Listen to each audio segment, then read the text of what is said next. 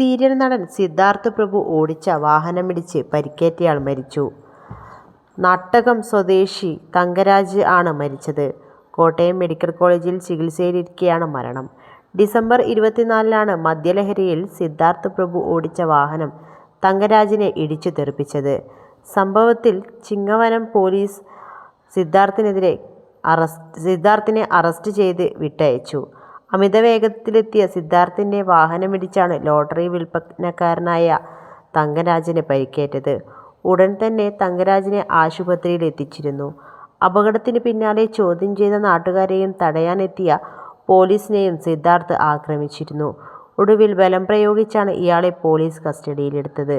December 24 രാത്രി MC റോഡിൽ Nattakam government കോളേജിന് സമീപമായിരുന്നു സംഭവമുണ്ടായത്. കോട്ടയം ഭാഗത്തു നിന്നെത്തിയ സിദ്ധാർത്ഥ് പ്രഭു ഓടിച്ച കാർ നിയന്ത്രണം വിട്ട് ലോട്ടറി വിൽപ്പനക്കാരനെ ഇടിക്കുകയായിരുന്നു.